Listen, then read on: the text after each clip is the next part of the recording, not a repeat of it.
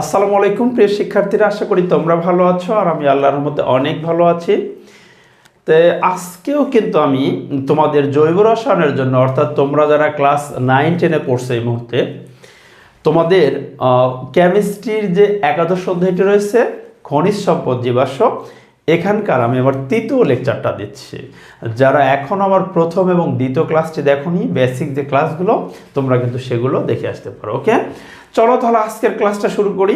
আজকে আমরা দেখব যে অ্যালকেনের প্রস্তুতি। অ্যালকেন অর্থাৎ তোমরা দেখছো আমি কিন্তু তোমাদের অলরেডি এই অধ্যায়ের মধ্যে যে যে টপিকসগুলো রয়েছে সেগুলোর সাথে পরিচয় করিয়েছি। তুমি কিভাবে অ্যালকেন, কিন, অ্যালকাইন, এরপর অ্যালডিহাইড, ফ্যাটি অ্যাসিড, অ্যালকোহল কিভাবে চিনবা, সবগুলোর ক্লাস কিন্তু আমার রয়েছে। তো আজকে আমরা অ্যালকেনের যে প্রস্তুতি, মানে অ্যালকেন আমরা কার কার কাছ থেকে বানাইতে পারবো, মানে অ্যালকেন তৈরি করতে পারবো, সেটা একটু দেখব। দেখো, আমরা অ্যালকেন তৈরি করতে পারবো হলো, দেখো, কার্বন মনোঅক্সাইড থেকে কিন্তু আমরা অ্যালকেন প্রস্তুত করতে পারবো। তাহলে কি, এক কার্বন মনোঅক্সাইড থেকে, দেখো, কার্বন মনোঅক্সাইড থেকে তুমি অ্যালকেন তৈরি করতে পারবা। আচ্ছা, এরপরে কার্বন ডাইঅক্সাইড থেকে তুমি অ্যালকেন তৈরি করতে পারবা। থার্ড, অ্যালকিন থেকে অ্যালকেন তৈরি করতে পারবা। ফোর্থ, অ্যালকাইন থেকে তুমি অ্যালকেন প্রস্তুত করবা। ফাইনালি তুমি দেখো যে ডিকার্বক্সিলেশন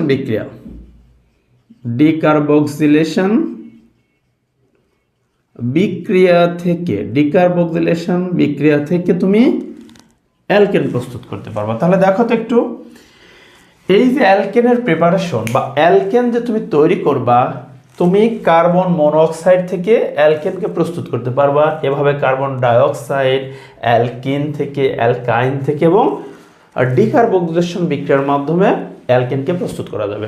তো আমাদের 9-10-এর কেমিস্ট্রি যে, অর্থাৎ আমাদের 9-10-এর সিলেবাসের যে কেমিস্ট্রি, এইখানে কিন্তু জাস্ট তোমার মূল বইতে এই 4টা থেকে, অর্থাৎ কার্বন ডাইঅক্সাইড থেকে ডিকার্বক্সিলেশন, এইগুলো থেকে কিন্তু অ্যালকেনের প্রস্তুতিটা তোমাদের রয়েছে। তোমরা যদি তোমাদের মূল বই, রসায়ন বই দেখো, পেজটা তোমরা যদি বের করে দেখো, অ্যালকেনের প্রস্তুতি 270 পেজে গেলে দেখবা অ্যালকেনের প্রস্তুতি, ঠিক আছে, যে নিচের দিকে লেখা অ্যালকেনের প্রস্তুতি, এবং আমি যেগুলো দেখাইলাম ঠিক এখান থেকে অ্যালকেনের প্রস্তুতিগুলো আছে। আমি এক্সট্রা তোমাদের জন্য একটু এটা যোগ করে দিলাম, কার্বন মনোঅক্সাইড থেকে অ্যালকেন কীভাবে তৈরি করা আমি সেটাও দেখাবো, এবং এই ক্লাসগুলো আমি তোমাদের সামনে দেখি আজকে যতটুকু সম্ভব হয় আমি দেখাতে থাকি, ঠিক আছে। ওকে, তাহলে চলো আমরা ফার্স্টে দেখি যে কার্বন মনোঅক্সাইড থেকে তুমি কিভাবে অ্যালকেনকে পাবে। ওকে, আচ্ছা দেখো, কার্বন মনোঅক্সাইড থেকে আমাদের হেডলাইনটা কি, কার্বন মনোঅক্সাইড থেকে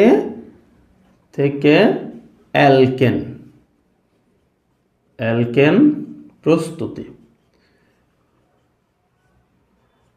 আচ্ছা, আমরা কি কাজ করব, কার্বন মনোঅক্সাইডকে, দেখো সিও কার্বন মনোঅক্সাইডের সংকেত, কার্বন মনোঅক্সাইডের সাথে যদি আমরা হাইড্রোজেনকে যুক্ত করি, কার্বন মনোঅক্সাইডের সঙ্গে হাইড্রোজেন যদি যুক্ত করি, এবং এইখানে প্রভাবক হিসেবে কি লাগবে, যে নিকেল প্রভাবকের উপস্থিতিতে, দেখো নিকেল প্রভাবকের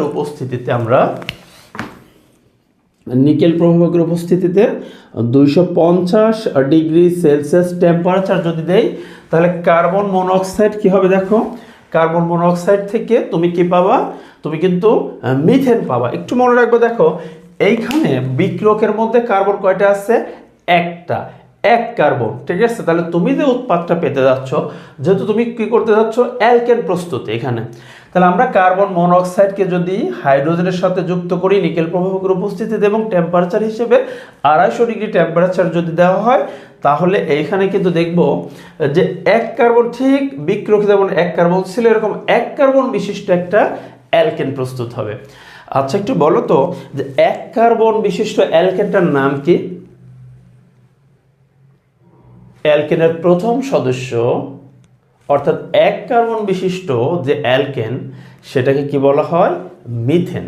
তাহলে আমাদের এখানে তৈরি হবে কি? CH4 methane.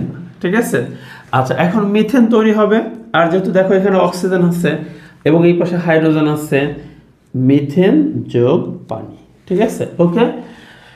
এখন আমরা যদি একটু সমতা করি, দেখো তো যে আমরা যদি এই বিক্রিয়াটাকে একটু সমতা করি, তাহলে তোমরা দেখতে পাচ্ছ যেখানে কার্বন একটা আছে, ওকে, অক্সিজেন একটা আছে, কিন্তু হাইড্রোজেন কিন্তু ইমব্যালেন্স আছে।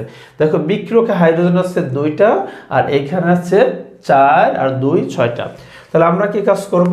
যদি দেখো এইখানে যে একটা কাজ করি, আমরা যদি এখানে একটা 3 দিয়ে দেই, ঠিক আছে, তাহলে দেখো এখন বাম পাশে এবং ডান পাশে অর্থাৎ বিক্রিয়কের হাইড্রোজেন এবং উৎপাদের হাইড্রোজেন এটা কিন্তু ইকুয়াল হয়ে গেছে।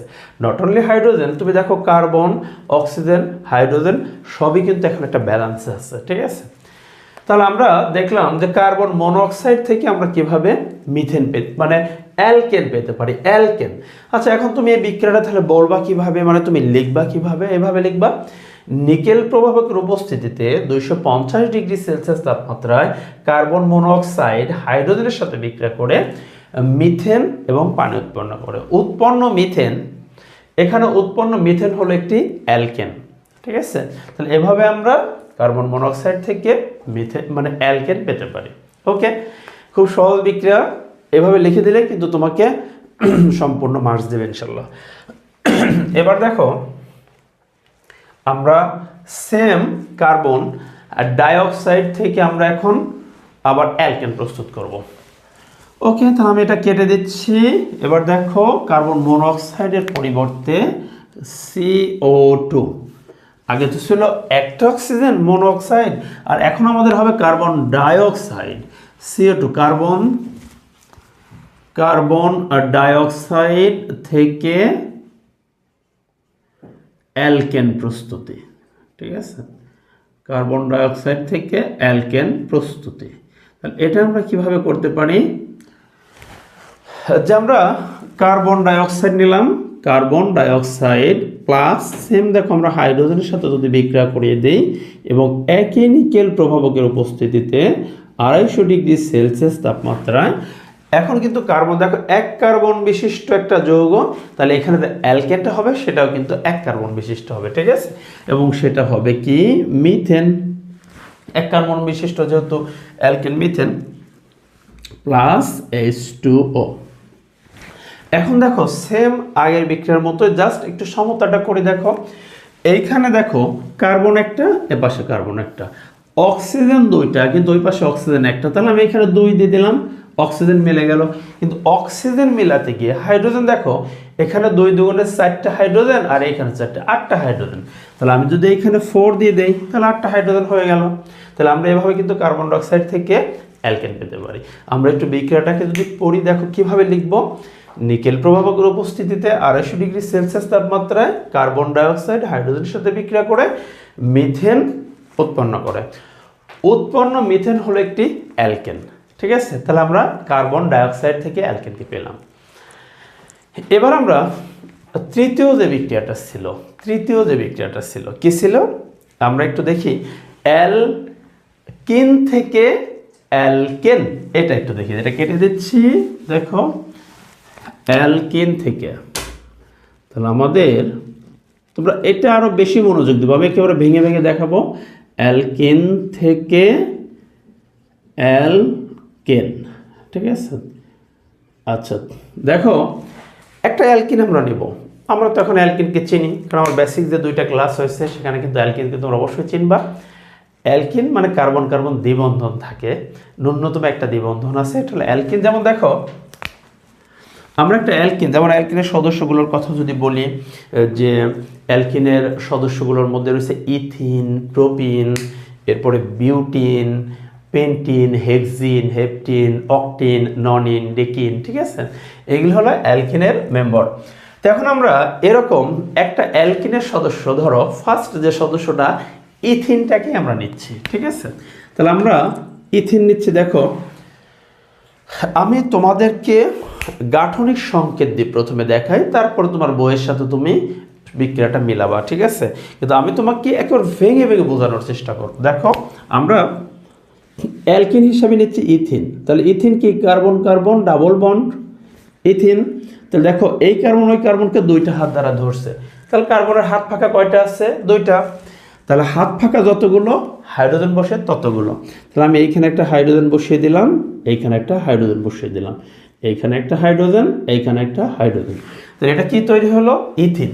ইথিন হলো ওয়ান কাইন্ডস অফ অ্যালকিন, এটা একটা অ্যালকিন। তাহলে অ্যালকিনের সাথে আমি এখন অ্যালকিন থেকে কি তৈরি করতে যাচ্ছি? অ্যালকিন থেকে অ্যালকেন তৈরি করতে যাচ্ছে। তাহলে দেখো আমরা ইথিনকে নিলাম, ইথিন নিয়ে সাথে আমরা কি কাজ করব? ইথিনের সাথে হাইড্রোজেনকে যুক্ত করলাম, এই যে ইথিনের সাথে হাইড্রোজেন। আচ্ছা, ইথিন আর হাইড্রোজেন যদি যুক্ত করি, এখন আমরা কি কাজ করব? এখানে প্রভাবক হিসেবে নিকেল প্রভাবক দিচ্ছি। দেখো নিকেল প্রভাবকের উপস্থিতিতে 180 থেকে 200 ডিগ্রি সেলসিয়াস তাপমাত্রায়, তাহলে কি বললাম? নিকেল প্রভাবকের উপস্থিতিতে 180 থেকে 200 ডিগ্রি সেলসিয়াস তাপমাত্রায় ইথিন হাইড্রোজেনের সাথে বিক্রিয়া করে। ইথিন হাইড্রোজেনের সাথে বিক্রিয়া করবে। বিক্রিয়া করে দেখি তো কি উৎপন্ন করে, দেখো। আচ্ছা, তোমরা এটা একটু মনোযোগ দিয়ে বুঝবা কিন্তু কিভাবে।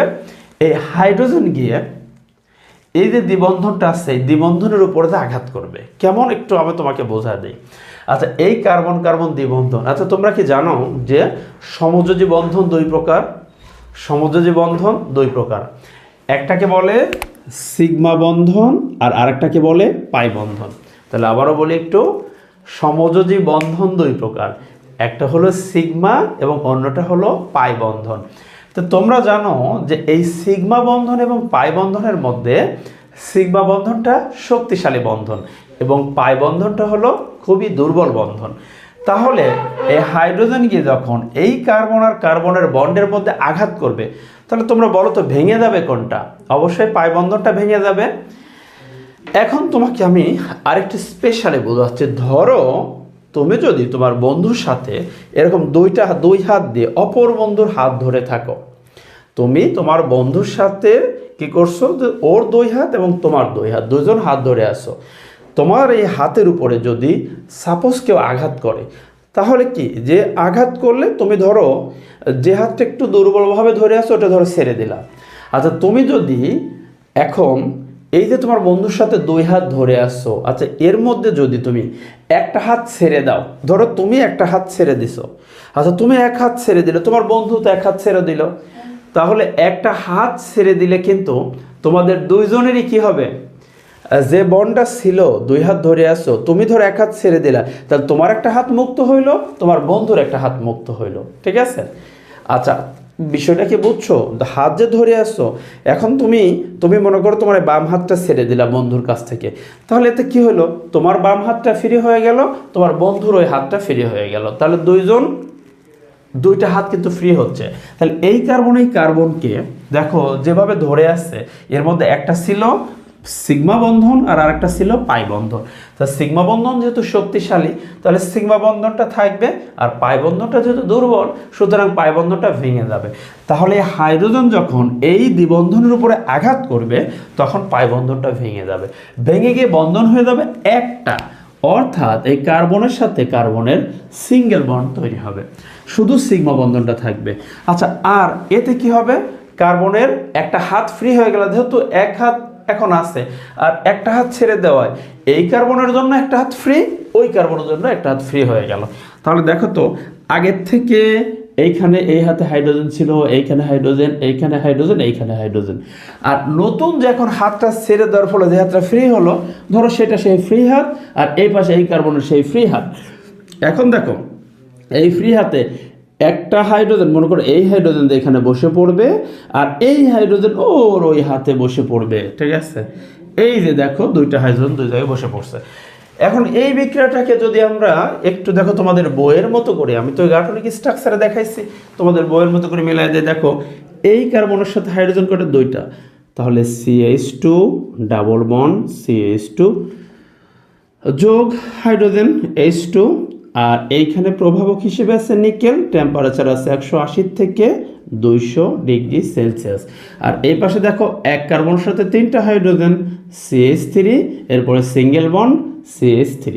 তাহলে এইটা কি ছিল?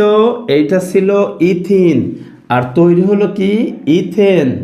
তাহলে দেখো তো আমরা কি তৈরি করলাম? অ্যালকিন থেকে অ্যালকেন, অর্থাৎ ইথিন হলো একটি অ্যালকিন এবং ইথেন হলো একটি অ্যালকেন। তাহলে কিন্তু তৈরি হয়ে গেল অ্যালকিন থেকে অ্যালকেন প্রস্তুতি। ঠিক আছে, তুমি যত কার্বন বিশিষ্ট অ্যালকিন নিবা ঠিক তত কার্বন বিশিষ্ট একটা অ্যালকেন প্রস্তুত হবে। তা আশা করি তোমরা আজকের বিক্রিয়াটি বুঝছো। আর অ্যালকেন প্রস্তুতির আরও 2টা বিক্রিয়া কিন্তু রয়ে গেল।